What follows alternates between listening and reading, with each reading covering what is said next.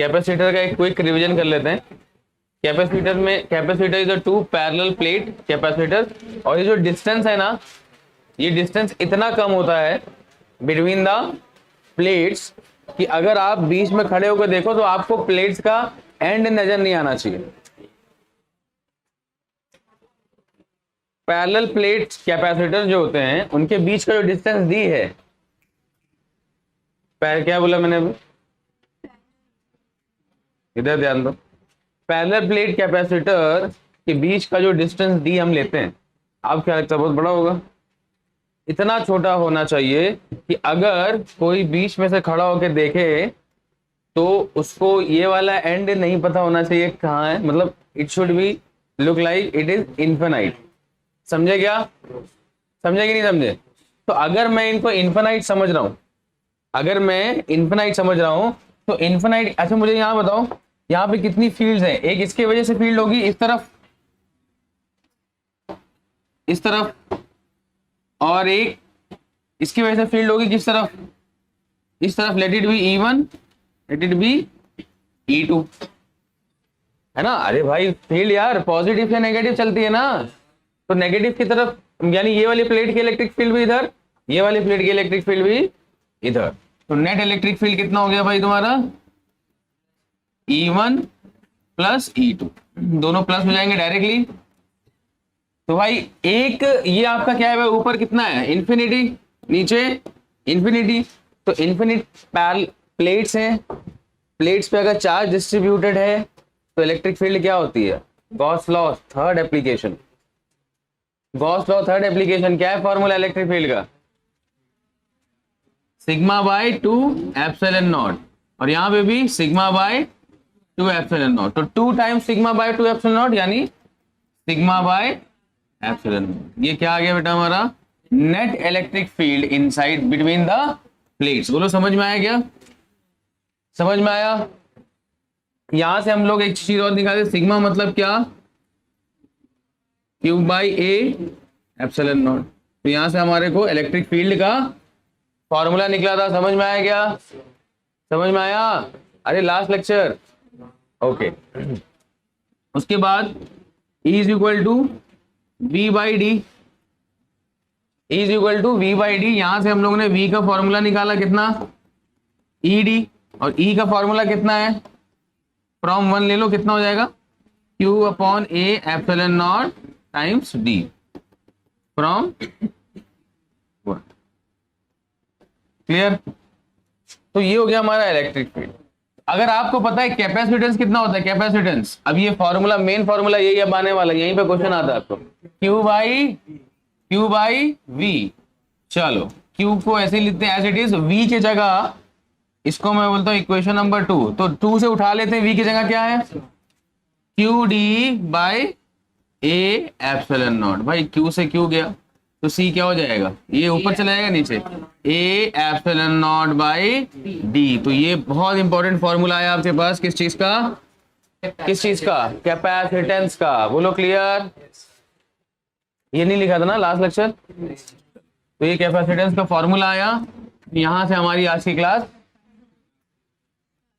Start हो रही है। C is equal to A epsilon not by D। याद रहे, इधर बहुत बारीकी चीजें बता रहा हूं, जो क्वेश्चन में जिस चीज का डाउट आता है, क्वेश्चंस में जिस चीज का डाउट आता है, पहले तो ये डिस्टेंस बहुत छोटा होगा, दूसरा एरिया बराबर होना चाहिए, दोनों प्लेट का एरिया क्या होना चाहिए, तभी ये फॉर्मूले क्या होंगे सारे।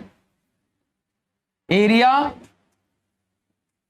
दोनों प्लेट्स का क्या होना चाहिए? सेम। अगर इसका एरिया है A1 तो ये भी A1 ही होना चाहिए। शेप्स कैन बी डिफरेंट, मतलब ये वाला प्लेट सर्कुलर हो सकता है, ये रेक्टेंगुलर हो सकता है। प्लेट से हमें कोई मतलब, शेप से हमें कोई मतलब, हमें मतलब किससे है? दोनों का एरिया क्या होना चाहिए? सेम।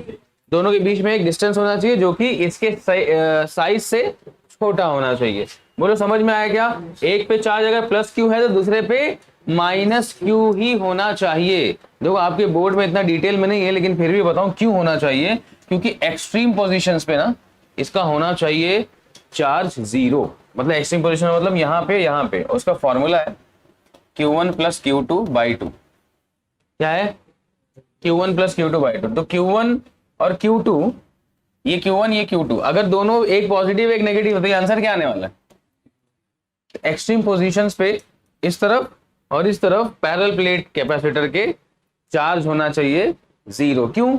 अगर इधर भी चार्ज, इस सरफेस पे भी चार्ज रहेगा तो क्या होगा बताओ? इस तरफ भी डिस्ट्रीब्यूशन होगा, इलेक्ट्रिक फील्ड यहां पे भी चलेगी तो प्रॉब्लम होने लगेगी। समझ में आया क्या? अरे हो रहा है कि नहीं हो रहा है क्लियर? तो ये हमारा क्या है भाई, इसीलिए इतना डिटेल में हम जाएंगे नहीं।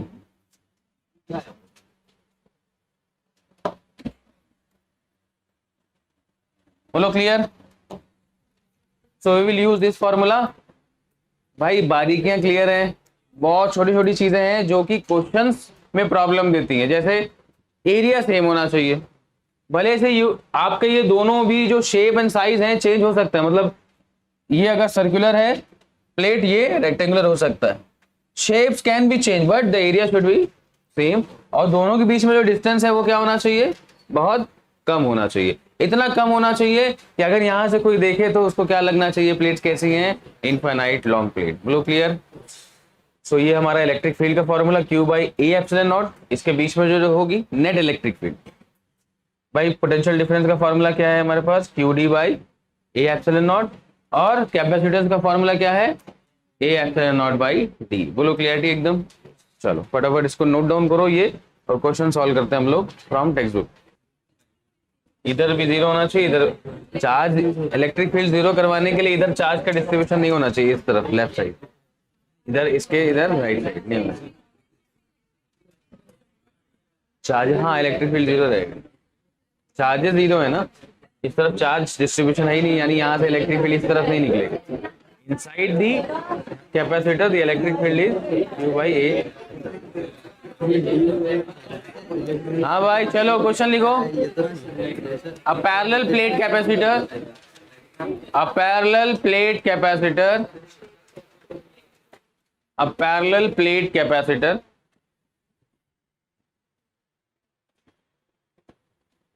has an area of, a parallel plate capacitor has an area of 4 centimeter square, 4 centimeter square, 4 centimeter square,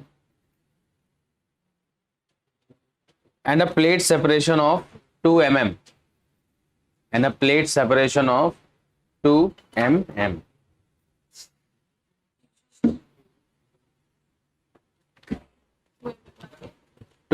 बस calculate its capacitance, calculate its capacitance. किसका बैग है? हाँ इधर बैठ जा अंदर। हाँ ये भी रख देना बैग, सही बोला। स्टोर रूम, हाँ स्टोर रूम। कैलकुलेट कैपेसिटेंस, तो कैपेसिटेंस कैसे निकालोगे? फॉर्मूला क्या है? ए epsilon not by D. D is what? Separation between the plate. A is the area of plate. Epsilon not की वैल्यू यू नो 8.85 इंटू 10⁻⁻12। लगाइए और बताइए आंसर क्या आ रहा है। फैरेड में आएगा आंसर, यहाँ पे फैरेड में आएगा। हाँ तो मीटर स्क्वायर में कन्वर्ट करना पड़ेगा, ऐसा यूनिट। 10⁻⁻4 हो जाएगा, 4 इंटू 10⁻⁻4।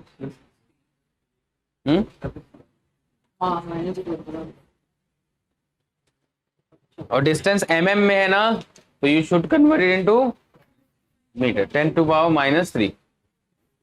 अरे बहुत इजी कैलकुलेशन है। नीचे तो 2 से कट होगा और 8.85 को 2 से मल्टीप्लाई कर दो। 1.7 इंटू 10⁻⁻12, 1.7 इंटू 10⁻⁻12।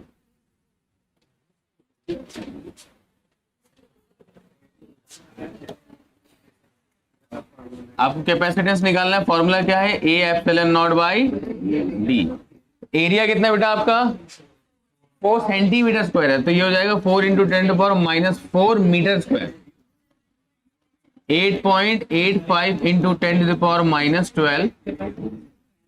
2 mm है ना, 2 इंटू 10⁻³ खत्म।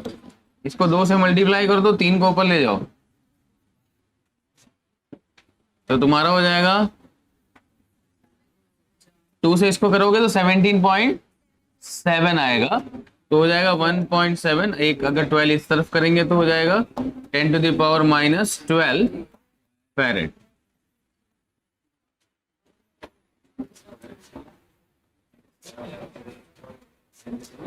कैलकुलेशन कैसे हुआ समझ में आया? कंसेप्ट एप्लीकेशन समझ में आया?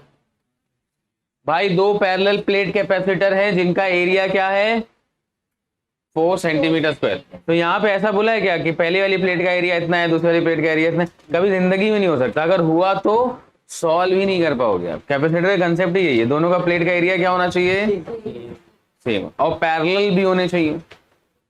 ऐसा नहीं कि ऐसे लगा हुआ। पैरेलल प्लेट कैपेसिटर, हाँ प्लेट्स का shape can be different, confuse मत होना। स्पेरिकल भी आता है कैपेसिटर, पता है कि नहीं पता है? स्पेरिकल आपको है नहीं वैसे, सुनो सिलेबस में है नहीं, लेकिन बता देता हूं, देखो कैसे होगा।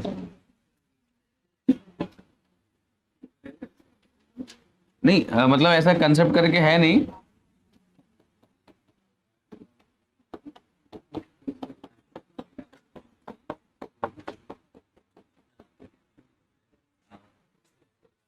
देखो स्पेरिकल कंडक्टिंग स्फीयर है, इसका कैपेसिटेंस देखो कैसे होगा।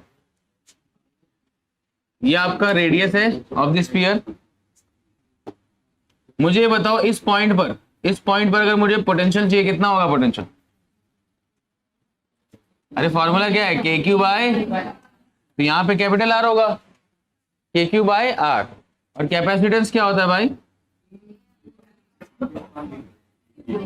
Q by V. क्यू को एज इट इज रहने दो, वी की जगह लिख सकते हो ना, यहाँ पे बड़ा क्यू ले लो तो क्या हो जाएगा के क्यू बाय, तो क्या हो जाएगा आर बाई के। के का मतलब होता है 1/4πε0, तो 4π ऊपर चला जाएगा, तो 4πε0 आर। कोई भी कंडक्टिंग स्फीयर है उसका कैपेसिटेंस अगर आपको निकालना है तो डायरेक्टली क्या 4πε0 और मल्टीप्लाई बाय आर, तो जो भी रेडियस होगा उससे डायरेक्टली करना। बोलो क्लियर है? क्लियर है स्फेरिकल। और अगर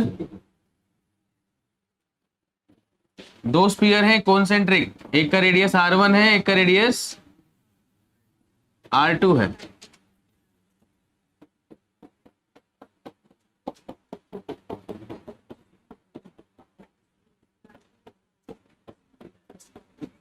तो ऐसे केस में आपका जो कैपेसिटेंस है वो हो जाएगा 4πε0 r1 r2 upon r2 minus r1।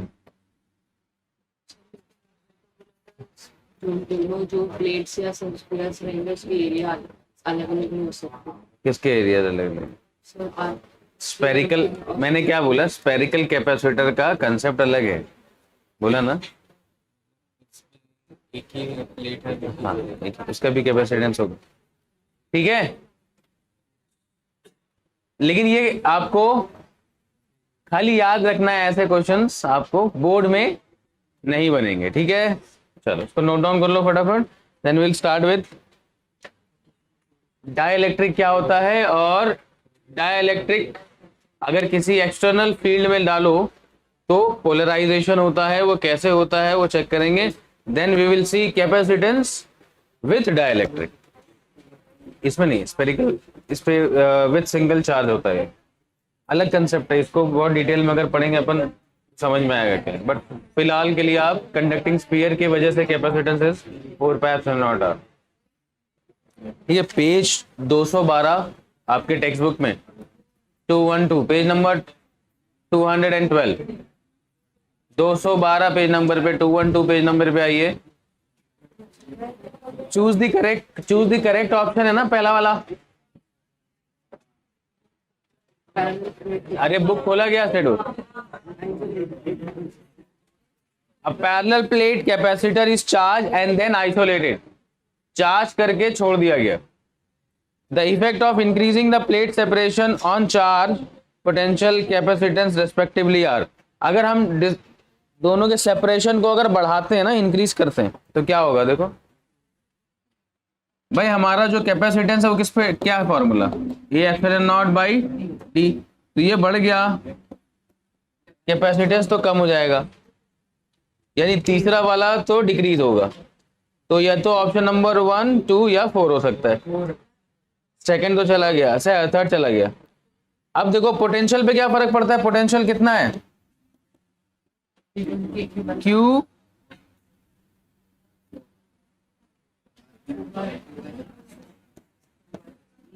Q by epsilon naught D. तो ये बढ़ गया तो पोटेंशियल क्या होगा, बढ़ेगा ना। अरे डी बढ़ गया तो पोटेंशियल बढ़ेगा ना, तो क्या होगा, increases decreases, option number D. समझ में आया? यहाँ गलत मार्क किया, किसने किया? चार्ज तो कांस्टेंट रहेगा ना भाई थ्रू आउट। अगर चार्ज चेंज हुआ तो पैरेलल प्लेट कैपेसिटर का कंसेप्ट ही खत्म हो जाएगा। चार्ज अगर चेंज हुआ पैरेलल प्लेट का, इसीलिए देखो एक जगह लिखा है चार्ज कांस्टेंट रहेगा भाई, चार्ज, क्योंकि अगर चार्ज बदलेगा ना तो सब बदलेगा, सब बदल जाएगा और पूरा कहानी इलेक्ट्रिक फील्ड ही खत्म हो, मतलब बदल जाएगी पूरी पैरेलल प्लेट कैपेसिटर का कंसेप्ट ही। क्योंकि भाई चार्ज अगर बदलेगा बार बार, मान लो मोबाइल में कभी 2 घंटा लग रहा है 100% चार्ज होने में, कभी 4 घंटा लग रहा है, चार्ज बार बार चेंज होगा क्या तुम्हारा? बार बार एक कैपेसिटर बनेगा, उसका चार्ज क्या हो जाएगा, डिफाइन हो जाएगा कि भाई 5-10 मिनट के अंदर ये चार्ज होना चाहिए इतने चार्ज में। हर बैटरी का एक लाइफ होता है ना, कैपेसिटी क्या बोल रहे हो उसको तुम, हर बैटरी का कैपेसिटेंस का एक वैल्यू होता है चार्ज का, वो हमेशा सेम रहता है। और जब वहां तक चार्ज हो जाता है वो, तो सर्किट ब्रेक कर देता है। सब चेक करेंगे अपन, टेंशन मत लो। मोबाइल में आपका जो चार्जिंग होता है उसके अंदर भी कैपेसिटर है। चार्जिंग का मतलब ही क्या है, अंदर कोई ना कोई ऐसा डिवाइस है जो चार्ज को स्टोर कर रहा है और धीरे धीरे धीरे धीरे वो आपको वो चार्ज प्रोवाइड कर रहा है ना।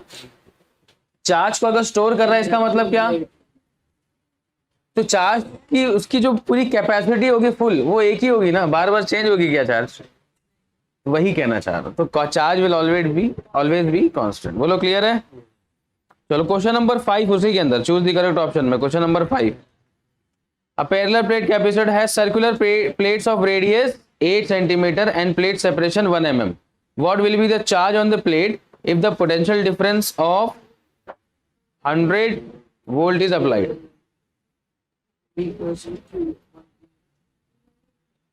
नहीं, तुझे क्या पूछा है, what will be the charge on plates, Q we A epsilon not ना। बस क्या कहते तुम, ये लगेगा ना यहाँ पे को, V A epsilon not, V दिया हुआ है तुम्हारे को,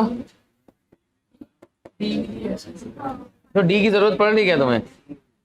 हाँ, एक मिनट, आप वैसे भी कर सकते हो, कैपेसिटेंस निकाल के क्यू बाई वी कर सकते हो, कैपेसिटेंस निकाल के क्यू बाई वी भी कर सकते हो, but you also know this formula ना, Q is equal to V A, अच्छा डी भी है ना, ओके, वी ए ई, ये हो जाएगा तुम्हारा इस तरफ,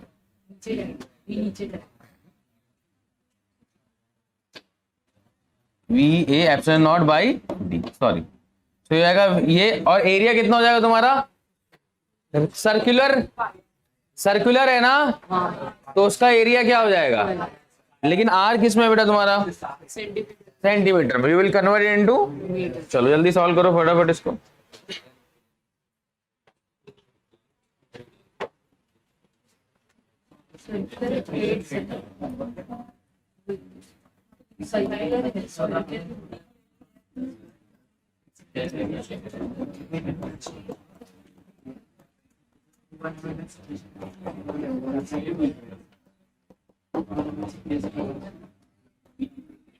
वन mm है,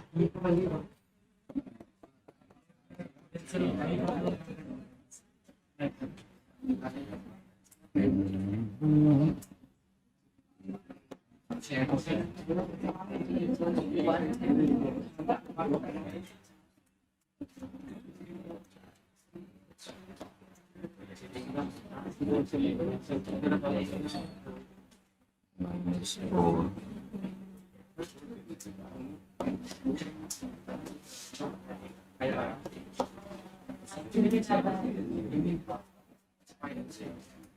ये आपका आंसर। अरे हाँ 8 ले लेगा ना, क्यों लेगा मालूम है क्यों लेगा? अप्रोक्स नहीं, इसको कहते हैं सिग्निफिकेंट फिगर्स।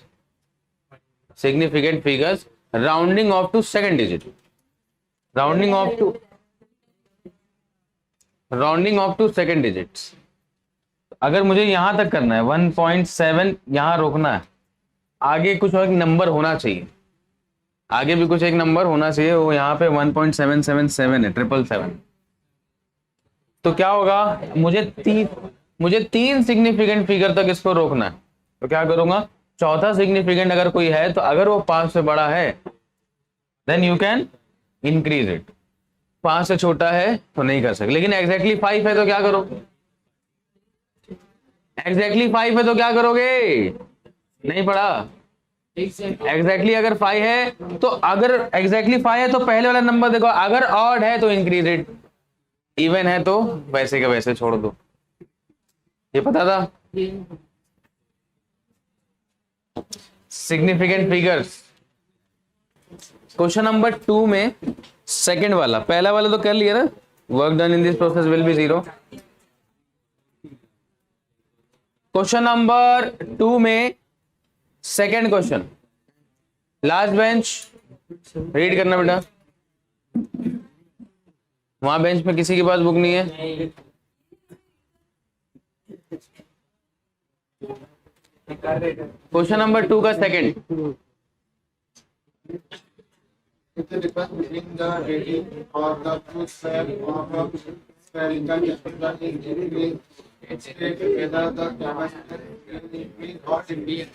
बताओ इंक्रीज होगा डिक्रीज होगा? स्पीयर की बात कर रहा है। If the difference between the radii of two sphere of spherical capacitor is increase. एक फॉर्मूला लिखा था ना हम लोगों ने कैपेसिटेंस का, 4 pi epsilon not R1 R2 minus R1, ये है difference in radii. R2 minus R1 क्या है, ये डिफरेंस इन रेडियाई। ये क्या कह रहा है, इंक्रीज किया गया, ये इंक्रीज किया गया। अरे यार क्या बोला है क्वेश्चन में, क्या बोला है, the difference between the radii of two sphere. Difference between मतलब R2 माइनस R1, ये रेडियस का डिफरेंस है, रेडियाइस का डिफरेंट है। ये डिफरेंस अगर इंक्रीज किया तो क्या होगा, कैपेसिटेंस तुम्हारा। अभी क्या बोला, कैपेसिटर के बीच में क्या है बेटा, मतलब ये जो कैपेसिटर है बीच में क्या है, एयर है। तो एयर और वैक्यूम जब तक है तो टेंशन नहीं लेने का। In a parallel plate capacitor with air between the plates, each plate has an area 6 × 10⁻³ metre square. बिल्कुल ऐसा यूनिट में, टेंशन लेने की जरूरत नहीं है। And this separation between the plate is 2 mm का सेपरेशन है, यानी मीटर में अगर किया तो कितना होगा, 2 × 10⁻³ मीटर का सेपरेशन है। Calculate the capacitance of the capacitor, निकल जाएगा, जल्दी निकालो फटाफट। कैपेसिटेंस ऑफ द कैपेसिटर कितना होता है formula, C is equal to A epsilon not by D। Area कितना है भाई तुम्हारा, 6 × 10⁻³ एप्सिलॉन नॉट 8.85, T कितना है तुम्हारा 2 mm, 2 × 10⁻³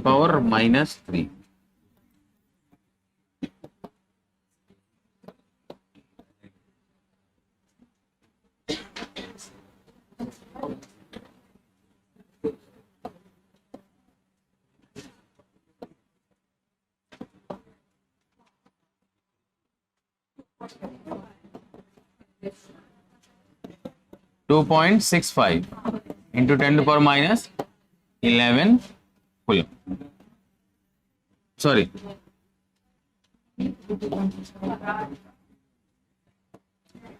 फराज।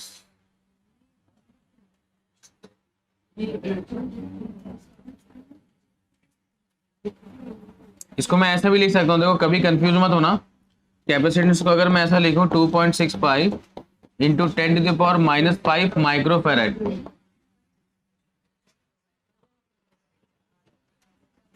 ये भी आंसर हो सकता है इसका।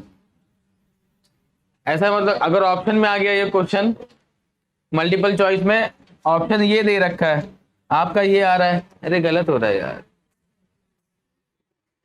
प्रॉब्लम। फिर क्या करना चाहिए, ये चेक कर। हाँ हो गया हो गया हो गया। जंगल कैसे जंगलात को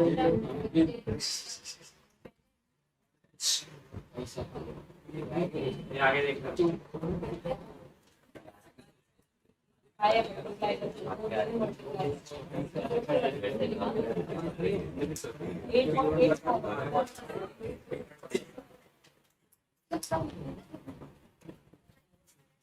कैपेसिटर है, इजी है, हाँ इजी है क्या कैपेसिटर? Yes sir. चलो part B of the question क्या बोल रहा है, पार्ट बी देखो। Calculate the if this capacitor is connected to 100 volt supply, what would be the charge on each plate. Charge पता करना है, तो चार्ज क्या होता है, by C is equal to Q by V, तो क्यू क्या हो जाएगा, सी वी, सी मालूम है आपको, 2.65 इंटू 10⁻⁻11 मल्टीप्लाई बाई कितना पोटेंशियल लगाया है, 100 यानी 10⁻², तो ये आएगा 2.65 -9 कूलम। यहां तक सब इजी है, आगे भी इजी होगा। डाइलेक्ट्रिक आने से क्या फर्क पड़ता है वो एक बार चेक करेंगे, उसको फॉर्मूला वाइज कैसे देखेंगे वो भी चेक कर, सब ए टू जेड सब क्लियर होगा आपका। बस लास्ट 10% ऑफ द चैप्टर बचा हुआ, आज खत्म है। मैग्नेटिक मटेरियल नहीं ना, मैग्नेटिक फील्ड ना, मैग्नेटिक मटेरियल वापस से सिखाना सर, समझे? मैग्नेटिक फील्ड सिखाऊंगा मैं। मटेरियल में क्या सीखना है, मटेरियल मैग्नेटिक नहीं मालूम आपको क्या होता है, मैग्नेटिक मटेरियल ये लिखते नहीं सकते ना, देखते हाँ सर, ये मैग्नेटिक मटेरियल, ये ऐसा चिपका दो मैग्नेटिक मटेरियल, ये मैग्नेट के थ्रू हो रहा है ये सब। मैग्नेटिक फील्ड चलेंगे, मैग्नेटिक फील्ड में आपको क्या क्या पढ़ना होगा, करंट फ्लो की वजह से जो मैग्नेटिक फील्ड, अभी हम लोग इलेक्ट्रिक फील्ड पढ़े ना, मैग्नेटिक फील्ड, दोनों में ऐसा कॉम्बिनेशन बता दूंगा, कभी जिंदगी में ना मैग्नेटिक फील्ड भूलोगे ना इलेक्ट्रिक फील्ड।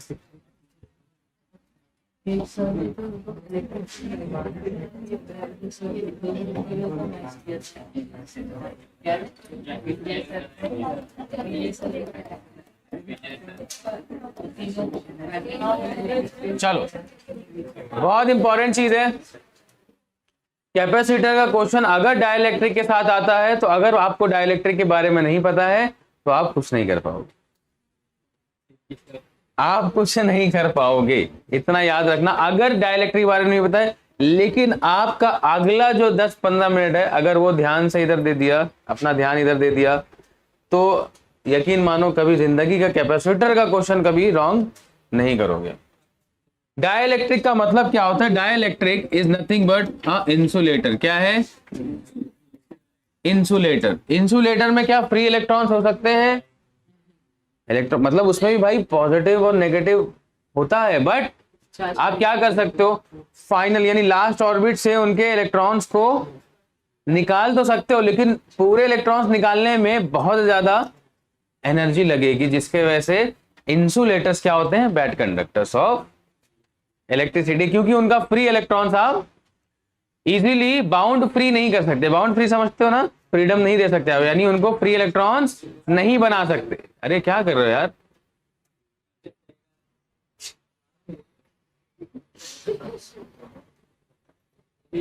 डिस्टर्ब मत करो यार प्लीज, नाम लिखो और आगे भेजो।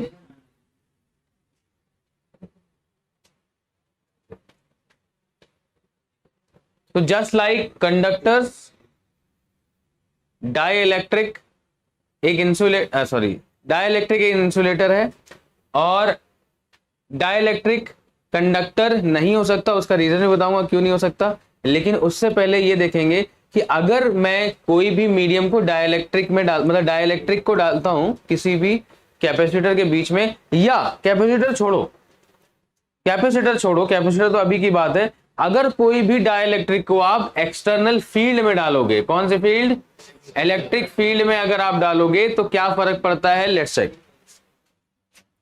मान लो आपका कोई डाइलेक्ट्रिक है, तो उसके अंदर भाई positive negative positive negative positive negative positive negative करके बहुत सारे होंगे, है ना। अंदर पॉजिटिव भी होंगे, अंदर नेगेटिव भी, पॉजिटिव भी नेगेटिव भी, पॉजिटिव भी नेगेटिव। लेकिन जैसे ही इसके अंदर आपने लगाया क्या, इलेक्ट्रिक फील्ड, एक्सटर्नल मतलब बाहर से,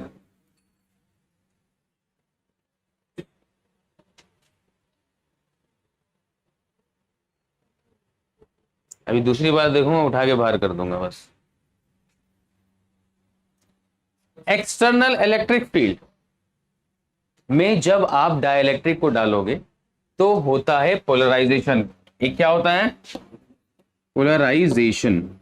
देखो जैसे वर्ड है पोलराइजेशन, पोलराइजेशन का मतलब अगर पोल से आप काट, यहां पे आप देखोगे तो इससे क्या मिल सकता है आपको, क्या वर्ड्स मिल रहे हैं दिमाग में, क्या आ रहा है, पोल की बात हो रही है। किसकी बात हो रही है, पोल। इसका मतलब पोल का मतलब क्या होगा, एक नेगेटिव एक पॉजिटिव, यानी नेगेटिव पॉजिटिव अपनी जगह पे आ जाएंगे, ऐसा पोलराइजेशन बोलता है। जैसे कि मान लो आपका इधर नेगेटिव भी है और पॉजिटिव भी है, नेगेटिव भी है पॉजिटिव भी है, नेगेटिव भी है पॉजिटिव, नेगेटिव भी है पॉजिटिव, नेगेटिव पॉजिटिव, ऐसे बहुत सारे negative positive negative positive negative positive आपस में मिले हुए, आपस में मिले हुए। अब जैसे मैं इलेक्ट्रिक फील्ड डालूंगा बेटा, इलेक्ट्रिक फील्ड में अगर कोई भी चार्ज आता है उस पर क्या लगता है, इलेक्ट्रिक फील्ड में कोई भी आप चार्ज डालोगे तो उस पर क्या लगता है, इलेक्ट्रिक फील्ड में, अभी तक आप लोगों ने इस चीज को समझा नहीं है, इलेक्ट्रिक फील्ड में कोई भी चार्ज आप डालोगे उसके ऊपर क्या लगता है, टॉर्क और डाइपोल पे लगता है ना यार, फोर्स लगेगा ना। किस तरफ लगेगा फोर्स, पॉजिटिव चार्ज है तो जिस तरफ फील्ड है उसी तरफ, नेगेटिव चार्ज है तो अपोजिट टू द फील्ड। अभी समझे क्या अभी यार, तो यहां पे जो भी पॉजिटिव चार्ज है वो किस तरफ जाने की कोशिश करेंगे, यानी ये टूटने की कोशिश करेंगे, ये क्या करने की कोशिश करेंगे, टूटने की। अब मैं दूसरा एक डायग्राम बनाता हूं, उसके अंदर जो टूटने की कोशिश कर रहे हैं, जैसे कि ये अगर मान लो इलेक्ट्रिक फील्ड ऐसा लगा हुआ है, इलेक्ट्रिक फील्ड ऐसा लगा हुआ है, तो इस तरफ क्या जाने की कोशिश करेगा, पॉजिटिव इस तरफ जाने की कोशिश करेगा, नेगेटिव इस तरफ। ऐसे जितने भी मॉलिक्यूल्स हैं उनका पोल्स क्या करेगा, इस तरफ नेगेटिव जाने की कोशिश करेगा, और धीरे धीरे धीरे धीरे क्या हो जाएंगे, अलग हो जाएंगे। और जैसे ही अलग होंगे, जैसे ही अलग होंगे क्या हो जाएगा बताओ, इस तरफ सारे कितने आ जाएंगे, पॉजिटिव, और इस तरफ नेगेटिव। इस प्रोसेस को कहते हैं, समझ में आया क्या, समझ में आया, फिर से बता रहा हूं। देखो डाइलेक्ट्रिक क्या होता है, ये डाइलेक्ट्रिक स्लैब लिया, कुछ भी हो सकता है, insulator, insulator can be anything, है ना, इंसुलेटर कैन बी एनीथिंग, जो भी इंसुलेटर होगा उसके अंदर क्या होंगे, उनके जो मॉलिक्यूल्स होंगे, मॉलिक्यूल्स के अंदर ही पोल्स होते हैं, पॉजिटिव नेगेटिव, यानी दो चार्ज होता है, पॉजिटिव और। जैसे मैंने उसको, उस स्लैब को एक फील्ड में रखा, फील्ड ऐसे चल रही थी, जैसे ही उसके अंदर रखा तो क्या होगा, अंदर के जो भी मॉलिक्यूल्स होंगे वो टूटना चाहेंगे। क्यों टूटना चाहेंगे, क्योंकि फील्ड के हिसाब से जो पॉजिटिव चार्ज है वो उधर भागना चाहेगा, जो नेगेटिव चार्ज है वो इधर भागना चाहेगा। दूसरा प्रोसेस ये बताया मैं आपको, होते होते क्या हो जाएगा, टूट जाएगा, और टूटने के बाद पॉजिटिव सारे उधर चले जाएंगे, नेगेटिव सारे इधर चले जाएंगे। अगर फील्ड का डायरेक्शन चेंज किया तो पॉजिटिव यहां आ जाएंगे, नेगेटिव यहां। बोलो समझ में आ रही है बात। तो इस प्रोसेस को कहते हैं पोलराइजेशन। बोलो बात समझ में आई क्या, बात समझ में आई, पोलराइजेशन क्या चीज है। यानी अगर आप डाइलेक्ट्रिक को, डाइलेक्ट्रिक क्या है सबसे पहले जानना है, डाइलेक्ट्रिक इज एन इंसुलेटर जिनके पास फ्री इलेक्ट्रॉन्स नहीं होते, जिसके वजह से इनके थ्रू कंडक्शन पॉसिबल नहीं है। लेकिन अगर ये कोई एक्सटर्नल इलेक्ट्रिक फील्ड में इनको डाल दोगे तो इनका क्या हो जाएगा बेटा, पोलराइजेशन। बोलो क्लियर हुआ क्या, चलो इसको लिखो फटाफट।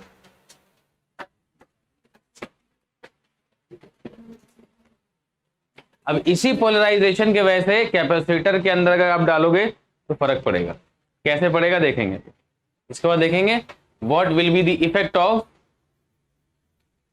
polarization या what will be the effect of placing a dielectric between capacitors, between the plate of capacitor। अभी एयर है ना, हवा है। अभी जो भी हमने किया है, जितने भी क्वेश्चंस किए किसके थ्रू किए हैं? मीडियम क्या था दो कैपेसिटर के बीच में? वैक्यूम या एयर। अच्छा अब ध्यान से यहां देखना, ध्यान से इधर ये क्या है बेटा आपका? बीच में दो कैपेसिटर के बीच में क्या डाल दिया? दो कैपेसिटर के बीच में क्या डाल दिया? डाइलेक्ट्रिक का कुछ थिकनेस होगा, तो वो क्या हो जाएगा? इस दोनों पैरेलल प्लेट का थिकनेस में ये ऐड हो जाएगा। अगर कभी भी क्वेश्चन में ऐसा आया, बाद में हम चेक करेंगे कैसे। इसे नहीं यार, इधर से। अब इसके अंदर क्या होगा? अभी यहाँ पे देखो, ये पॉजिटिव चार्ज है, नेगेटिव चार्ज है, यानी इलेक्ट्रिक फील्ड कैसी चलती है कैपेसिटर में? इलेक्ट्रिक फील्ड कैसे चलती है भाई? ये चलेगी इलेक्ट्रिक फील्ड आपकी ऐसे, और यहां पे बोलो हाँ या ना, समझ में आया क्या? चलो, इलेक्ट्रिक फील्ड ऐसे चल रही। तो अगर मैं बोलूं let it be E not, क्या है ये? मतलब हमारी जो ओरिजिनल इलेक्ट्रिक फील्ड है बिटवीन द कैपेसिटर, जो पहले से चल रही है वो क्या है? जो पहले से चल रही है वो क्या है? जो पहले से इलेक्ट्रिक फील्ड दो कैपेसिटर, दो पैरेलल प्लेट कैपेसिटर के बीच में चल रही है वो क्या है? ई नॉट। बीच में क्या डाल दिया? तो डाइलेक्ट्रिक के लिए ये ई नॉट कैसी फील्ड होगी? एक्सटर्नल ना, बाहर की फील्ड। तो एक्सटर्नल फील्ड की वजह से क्या होगा? पोलराइजेशन होगा। तो यहाँ पे कौन सा चार्ज आएगा बताओ? यहाँ पे पॉजिटिव और यहाँ पे, तो अंदर भी एक इलेक्ट्रिक फील्ड होगी या नहीं होगी? अंदर भी इलेक्ट्रिक फील्ड होगी या नहीं होगी? होगी ना, क्योंकि अंदर भी पॉजिटिव चार्ज है, इधर पे भी नेगेटिव चार्ज है। तो अंदर भी क्या होगी भाई तुम्हारी? Electric field. कौन से डायरेक्शन में? ये डायरेक्शन है। बोलो समझ में आया? Late it be E I, यानी ई इलेक्ट्रिक फील्ड इंड्यूस। देखो मैग्नेटिक फील्ड पढ़ा है आपने, इलेक्ट्रोमैग्नेटिक इंडक्शन पढ़ा है आपने, है ना? कैसे वहां पे इंडक्शन होता है, मतलब जो नई बनती है उसको इंड्यूस कहते हैं ना हर चीज को। तो यहां पे एक्सटर्नल फील्ड की वजह से डाइलेक्ट्रिक में क्या हुआ बेटा? Polarization. And with the polarization अंदर भी एक इलेक्ट्रिक फील्ड चलने लगी, जिसका होगा भाई आपका बहुत कम होगी। क्या होगी? बहुत कम, बहुत कम, बहुत लाइट सा। अगर बहुत लाइट सा है तो मुझे बताओ आपका net electric field inside the capacitor क्या होगा? क्या होगा? E not minus E I. बोलो समझ में आया क्या? E not minus E I, and E not minus E I यानी E net can also be written as, देखो इफेक्ट क्या पड़ता है इधर ध्यान से। ये तो हो गया फॉर्मूला वाइज, लेकिन एक्चुअली फर्क क्या पड़ता है? जो आपका ई नॉट था ना, जो आपका ई नॉट था वो डाइलेक्ट्रिक टाइम्स घट जाता है। क्या होता है? डाइलेक्ट्रिक टाइम्स घट जाता है, ये भी याद रखना। यानी you can write it as E not minus E I is equal to E not by epsilon not R. अब ये एप्सिलॉन नॉट आर जो है, एप्सिलॉन आर जो, सॉरी एप्सिलॉन नॉट नहीं, एप्सिलॉन आर जो है ये आपके टेक्स्ट बुक में के से डिनोट किया गया। आपके टेक्स्ट बुक में के से डिनोट किया गया। अब आपकी मर्जी है, इसको चाहे के से लिखो या एप्सिलॉन आर से लिखो। बोलो बात समझ में आई क्या? यहाँ पे क्या हो रहा है? यानी आपका जो नेट इलेक्ट्रिक फील्ड है वो घट जाएगा। यहां से तो पता चल गया था ना भाई, आपकी नेट पहले इलेक्ट्रिक फील्ड ये थी, इसके इंडक्शन की वजह से उसमें से कुछ माइनस हो जाएगा, तो नेट इलेक्ट्रिक फील्ड आपकी कैपेसिटर के बीच में क्या हो गई? अरे कंसेप्ट समझो, कंसेप्ट। आपकी ये हटा दो, ये हटा दो, ई नॉट है इलेक्ट्रिक फील्ड, इसको डालने से क्या हुआ? ई आई भी बनी, यानी net electric field between the capacitor क्या हो गया? कम हो गया। नहीं, ई नॉट माइनस ई आई तो है, लेकिन एक्चुअली क्या हुआ है? क्या डाइलेक्ट्रिक आने से क्या हो रहा है? इलेक्ट्रिक फील्ड कितनी कम हो रही है? एप्सिलॉन आर टाइम्स क्या हो रही है? कम हो जाएगी। यानी जो भी डाइलेक्ट्रिक कांस्टेंट होगा उतने टाइम्स आपका इलेक्ट्रिक फील्ड कम हो जाएगी। यहां से तो हम चेक कर चुके थे कि भाई हमारी नेट इलेक्ट्रिक फील्ड क्या हो रही है, कम हो रही है, लेकिन कितनी कम हो रही है,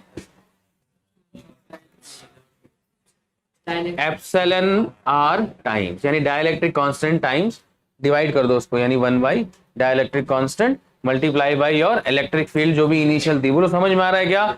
यानी यहां से सबसे पहला कंडीशन, सबसे पहला कंसेप्ट ये लेते हैं कि जब भी पैरेलल प्लेट कैपेसिटर के बीच में डाई इलेक्ट्रिक आएगा तो क्या चीज कम हो जाएगी, सबसे पहले इलेक्ट्रिक फील्ड घट जाएगी।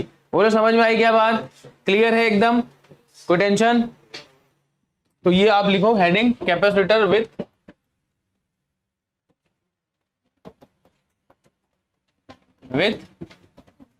Die electric, capacitor with die electric.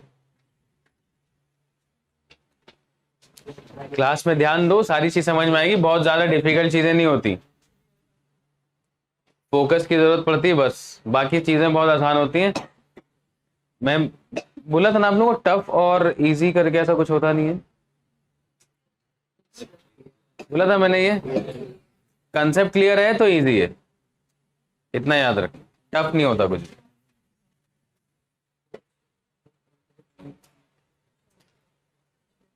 अगर कोई चीज आपको डिफिकल्ट लग रही है तो प्लीज चेक कि कौन सा कंसेप्ट क्लियर नहीं है आपका।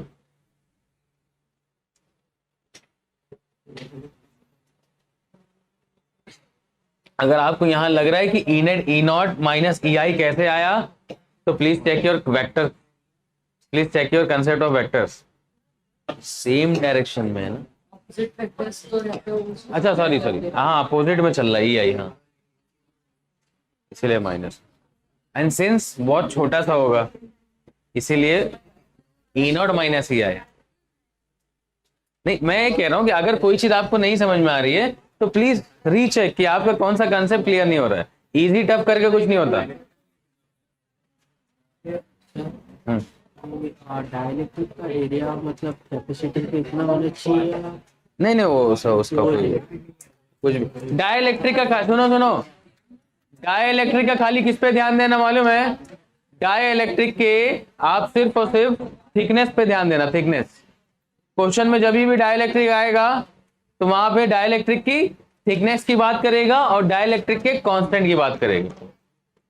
डाइलेक्ट्रिक के थिकनेस की बात करेगा, डाइलेक्ट्रिक के कांस्टेंट की बात करेगा। क्लियर है? आपको याद है सबसे पहले कैपेसिटेंस का आज तो सबसे पहला क्वेश्चन किया, कैपेसिटेंस का जो आज सबसे पहला क्वेश्चन किया, उसी क्वेश्चन में एक क्वेश्चन को ऐड करो आप। उसी क्वेश्चन में वो 4 सेंटीमीटर स्क्वायर वाला प्लेट था ना, एरिया 4 सेंटीमीटर स्क्वायर वाला प्लेट था, उसी में कर दो, उसी में सेकंड पार्ट लिख दो क्वेश्चन का, ताकि आपको बेसिक से समझ में आए क्या है डाइलेक्ट्रिक आने से क्या हुआ।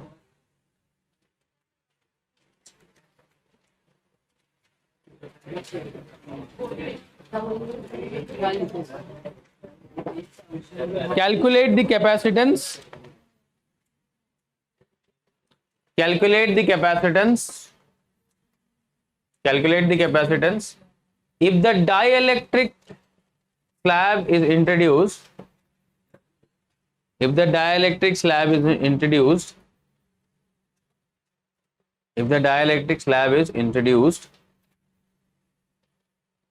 if the dielectric slab is introduced between the plates, between the plates, between the plates,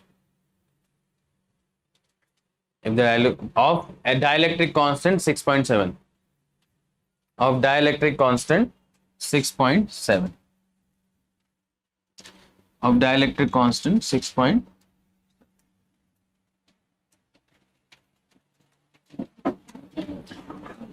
सुनो मैं आपको बता रहा हूं डायरेक्टली कैसे करना है। सुनो सुनो, इलेक्ट्रिक फील्ड अगर ई नॉट है, इलेक्ट्रिक फील्ड अगर ई नॉट है तो डाइलेक्ट्रिक के साथ कितनी हो जाएगी?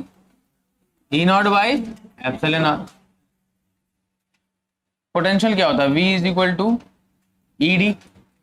पोटेंशियल क्या होता है? V is equal to E D. तो इनिशियल पोटेंशियल क्या होगा? V naught is equal to E not D, और डाइलेक्ट्रिक के साथ कितना हो जाएगा, लेट इट बी कितना हो जाएगा, कितना हो जाएगा भाई, ईडी होता है तो नया वाला ईडी कितना हो जाएगा, E not by epsilon are.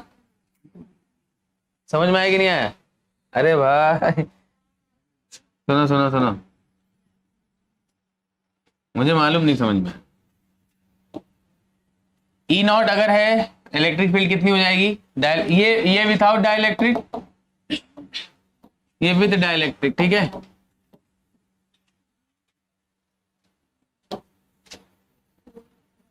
ये हो गया इलेक्ट्रिक फील्ड, ये हो गया। सेकंड, पोटेंशियल डिफरेंस कितना हो जाएगा, V not will be equal to E not D. With dielectric कितना हो जाएगा, उसको वी मानो, कितना हो जाएगा, ई नॉट की जगह कितना हो जाएगा, E naught by epsilon, sorry थोड़ा अलग दिख रहे हैं, E naught by epsilon R into D. बोलो समझ में आया? यानी पोटेंशियल डिफरेंस कितना घट गया, पहले ई नॉट डी था, अभी क्या हो गया, ई नॉट डी बाई, यानी ये भी कितना घट गया, एप्सिलॉन आर। समझ में आया क्या, समझ में आया क्या? तीसरा कैपेसिटेंस देखते हैं, capacitance.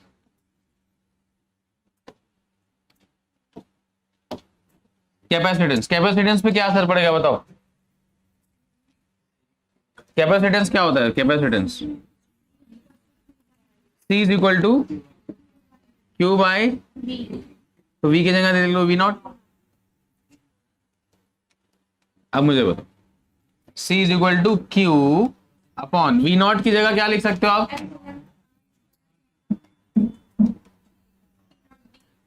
E not D upon epsilon R. यानी कैपेसिटेंस कितना हो जाएगा तुम्हारा, क्यू एप्सिलॉन नॉट डी ऊपर, यानी ये आपका क्या है, पुराना वाला ना, सॉरी सॉरी,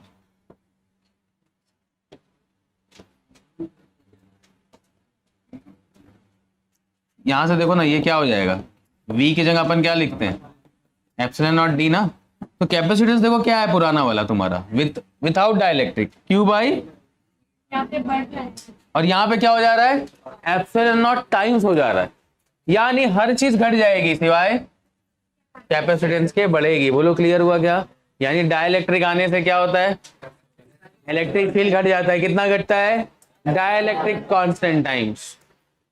पोटेंशियल डिफरेंस घट जाता है, कितना, डाइलेक्ट्रिक टाइम्स, लेकिन बढ़ क्या जाता है, कितना, जो भी डाइलेक्ट्रिक। तो यहां पे क्वेश्चन में बताओ क्या होगा, कैपेसिटेंस बढ़ेगा घटेगा, कितने टाइम्स बढ़ेगा, 6.7। यानी जो पुराना वाला कैपेसिटेंस है उसमें क्या कर दो, 6.7 को ऐड नहीं मल्टीप्लाई। समझे क्या, कंसेप्ट समझ में आ रहा है?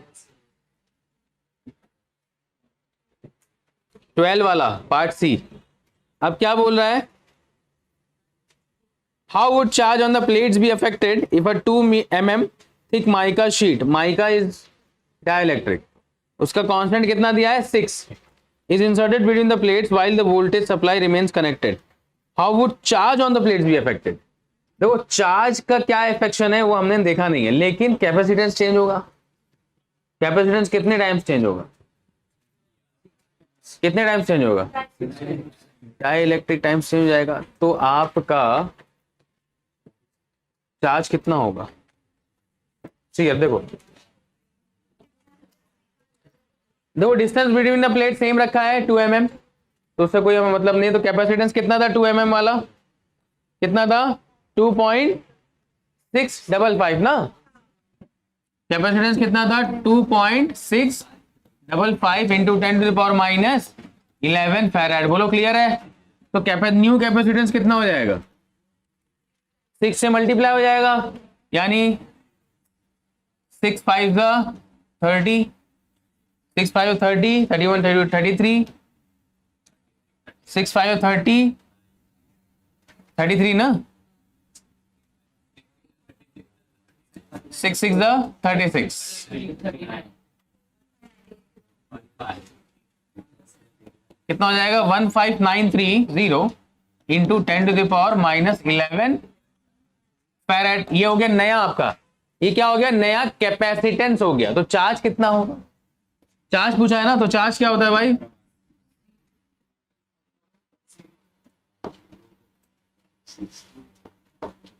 सी कितना होता है Q बाई वी ना, तो ये कितना हो जाएगा सी वी। तो सी कितना है 1.5 सॉरी 15.93 इंटू 10⁻⁻11 और वोल्टेज कितना है, सेम वोल्टेज अप्लाई है, सेम बोला है ना, सेम वोल्टेज कितना है 10⁻²। तो कितना हो जाएगा 15.93 इंटू 10⁻⁻9 कूलम। बोलो क्लियर हुआ क्या, एकदम इजी, मजा आ गया सॉल्व करके। तो क्या क्या फर्क पड़ता है भाई डाइलेक्ट्रिक आने से, कोई ज्यादा डिफिकल्ट कंसेप्ट है क्या, कोई फर्क नहीं पड़ता। हाँ लेकिन आपको कंसेप्ट पता होना चाहिए, क्यों फर्क ज्यादा नहीं पड़ता भाई, पोलराइजेशन होता है, नई इलेक्ट्रिक फील्ड बनती है, नेट इलेक्ट्रिक फील्ड घट जाती है, कितनी घटती है एप्सिलॉन r टाइम्स घट जाती है, बस कहानी यही खत्म। इलेक्ट्रिक फील्ड इतना घट रही है तो पोटेंशियल डिफरेंस भी इतना ही घटेगा, कैपेसिटेंस बढ़ जाएगा, कैपेसिटेंस बढ़ जाएगा। थिकनेस दिया तो पहले थिकनेस कितनी थी प्लेट के बीच में विदाउट डाइलेक्ट्रिक, और थिकनेस उतने का ही क्या डाल दिया, हाँ अगर 3 mm का डालता तो थिकनेस 4 हो जाती, सॉरी हाँ 5 हो जाती, पहले का 2 और अभी का अभी का 3, लेकिन यहाँ पे 2 ही रखा, तो जो बीच में एयर ऐसा स्पेस था तो उसी की जगह क्या आ गया तुम्हारा, तो डिस्टेंस बिटवीन द प्लेट्स बदला क्या, नहीं, डिस्टेंस बिटवीन द प्लेट बदलेगा तो दिक्कत। चलो एक क्वेश्चन करते हैं जहां पे डिस्टेंस बिटवीन द प्लेट्स बदल जाएगा, यहाँ पे सेम था इसलिए डायरेक्टली हम लोगों ने क्या किया, मल्टीप्लाई कर दिया कैपेसिटेंस, हो जाएगा रे, अपन को उतना ही करना है जितना बोर्ड में आता है, ऑलमोस्ट सारा हो ही गया, कुछ भी नहीं बचा यार। क्या ये अभी तो पढ़ाया है, वेंडी ग्राफ, वो रीड कर लेना, कोई बहुत बड़ा कंसेप्ट नहीं है। चलिए क्वेश्चन, डिस्प्लेसमेंट करंट और वेंडी ग्राफ जनरेटर ना एक बार पढ़ लेना, एनर्जी, हाँ एनर्जी कराऊंगा, अभी कराऊंगा ना, आधा घंटा भी, ये क्वेश्चन के बाद एनर्जी। सुनो this is the last question on capacitor, उसके बाद हम energy store in a capacitor करके कंसेप्ट को खत्म कर देंगे। वेंडी ग्राफ जनरेटर है, वो एक बार आप रीड कर लेना, अगर उसमें कोई डाउट आएगा तो मुझे बताना, उस पर कोई क्वेश्चंस वैसे होते नहीं। अगर Wendy graph generator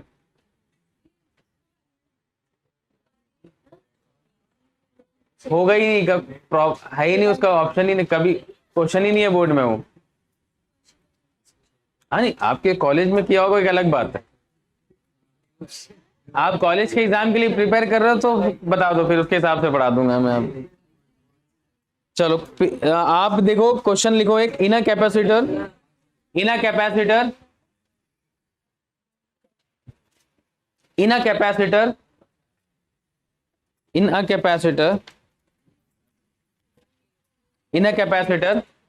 of capacitance 20 microfarad,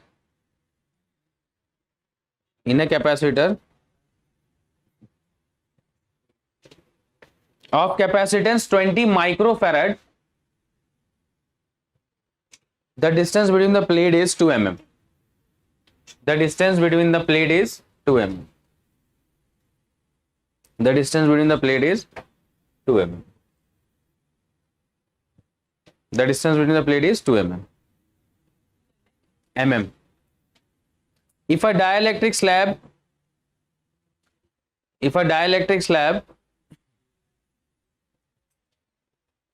of width 1 mm and dielectric constant 2 with 1 mm and dielectric constant 2 is inserted between the plates,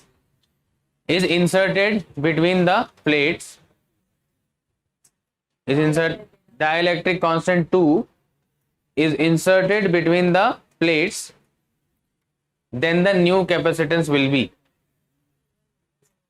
Then the new capacitance will be. In a capacitor of capacitance 20 microfarad, the distance between the plate is 2 mm. If a dielectric slab of width 1 mm and dielectric constant 2 is inserted between the plates, then the new resistance will be, new capacitance will be. Then the new capacitance will be. कितना होगा new capacitance? देखो यहाँ पे ना thickness अलग हो गया है. प्लेट के बीच में कितना है सेपरेशन? 2 mm का. उसमें 1 mm का विथ इंट्रोड्यूस किया, तो नए वाले कैपेसिटर में कितना हो जाएगा? 3 mm का. 2 mm पहले इंसर्टेड बोला है ना, इंसर्टेड बोला है ना. पहले पैरेलल प्लेट कैपेसिटर के बीच में डिस्टेंस कितना है? पहले पैरेलल प्लेट कैपेसिटर का डिस्टेंस कितना है? 2 mm. उसके बाद थोड़ा सा और इसको सरकाया, आधा आधा कर, और बीच में क्या डाला? 1 mm का थिकनेस का डाइलेक्ट्रिक. समझे क्या अभी? तो अब क्या होगा आपका? डायरेक्टली आप जो है ना मल्टीप्लाई नहीं कर पाओगे कैपेसिटेंस अगर नया फाइंड करना है आपको. तो क्या करना पड़ेगा भाई? क्या करना पड़ेगा? कैपेसिटेंस का फॉर्मूला क्या होता है? कैपेसिटेंस का फॉर्मूला क्या होता है? ए एप्सिलॉन नॉट अपॉन डी. एक काम करो ना, कैपेसिटेंस दिया है आपको, एप्सिलॉन नॉट पता है, डी दिया है आपको, एरिया निकल जाएगा. दूसरे वाले कैपेसिटेंस का एरिया यही रहेगा, सिर्फ क्या बदलेगा? बस दोनों कंपेयर करो, निकालो. बोलो समझ में आया क्या? अरे समझ आया कि नहीं आया यार?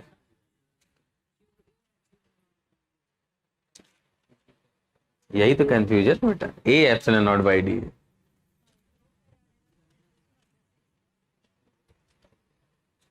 समझे? और नया वाला कैपेसिटेंस ए एप्सिलॉन, दोनों के लिए सेम रहेगा. क्या बदलेगा? खाली डी डैश. बोलो क्लियर? तो आपका C upon C dash will be equal to A epsilon not by D divided by A epsilon naught D dash. तो क्या होगा भाई? C upon C dash will be equal to 1 upon D. तो हो जाएगा D dash upon D. तो आपको सी चाहिए, सी डैश चाहिए. सी डैश क्या हो जाएगा? C D upon D dash. बस खत्म. सी डालो. कितना है? देखो सब कट कर दिया मैंने, ना एरिया निकालने की जरूरत ना कुछ, डायरेक्ट. सी कितना है तुम्हारा? 20 माइक्रोफैराड यानी 10 टू द पावर -6. डिस्टेंस कितना है उसके भी? 2 into 10 to the power divide by नया डिस्टेंस कितना हो जाएगा? 4 ना, सॉरी 3. 2 पहले और 1 बाद में. कितना हो जाएगा? 3 इंटू 10 टू द पावर -3. खत्म. कितना हो जाएगा? 40/3. कितना हो जाएगा? कितना हो जाएगा? 13.33 इंटू 10 टू पावर -6. क्या ये आंसर हो सकता है? क्या ये आंसर होगा? ये नया कैपेसिटेंस विथआउट डाइइलेक्ट्रिक मैंने निकाला है. अब क्या करोगे? इनटू 2 ना. हाँ, तो कितना हो जाएगा? 26.66 into 10 to the power -6 farad. बोलो समझ में आया क्या? अरे समझ में आया क्या? ये बहुत शॉर्टकट तरीके से मैंने आपको कराया है. इसका फॉर्मूला अलग है आपके टेक्स्ट बुक. आप अगर अपने टेक्स्ट बुक में देखो उसका फॉर्मूला अलग है.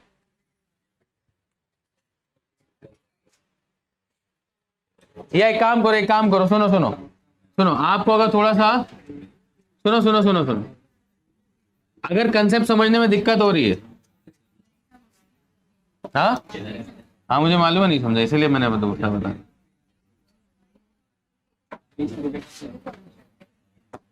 आप एक काम कर लो, यहीं पे क्या हो जाएगा भाई? यहाँ पे तुम्हारा क्या लगेगा? एक ये समझा क्या? ये वाला समझा? ये विथआउट डाइइलेक्ट्रिक.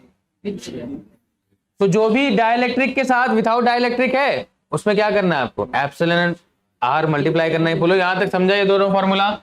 ये सी डैश बोलो ये समझा या नहीं समझा, ये बताओ पहले। ये कंसेप्ट समझा? डिस्टेंस चेंज हुआ है कोई दिक्कत नहीं, लेकिन साथ में क्या लगाओगे? क्या लगाओगे साथ में? क्यों लगाओगे डाइलेक्ट्रिक कांस्टेंट? क्योंकि डाइलेक्ट्रिक में इंट्रोड्यूस हो गया। बोलो क्लियर है? अभी क्लियर है कि नहीं है? अच्छा, तो अब इन दोनों को डिवाइड करो, C अपॉन C डैश, तो ए एप्सिलॉन खत्म हो जाएगा, तो बचेगा क्या? D dash upon D epsilon R। बोलो क्लियर?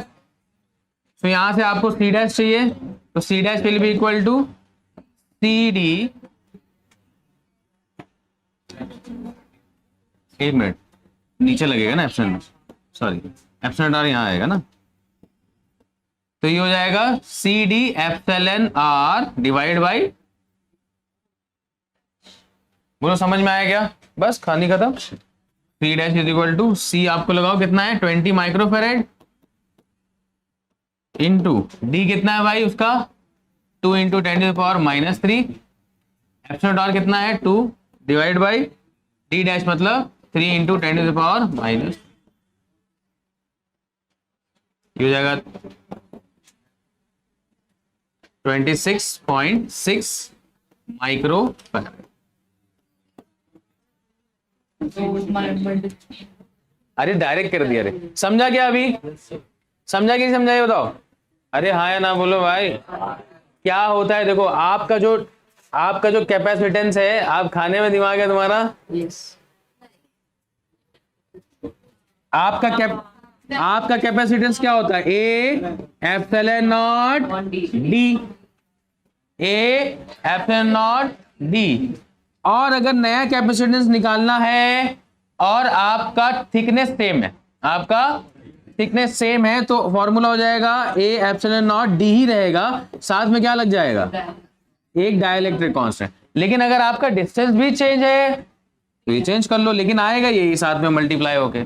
ये आपका पुराना, ये आपका नया विद डाइलेक्ट्रिक, बस यही चीज तो किया ना मैंने, और दोनों को डिवाइड किया, सॉल्व। बोलो क्लियर हुआ? क्लियर हुआ नहीं हुआ? आपके टेक्स्ट बुक में फॉर्मूला कुछ अलग है,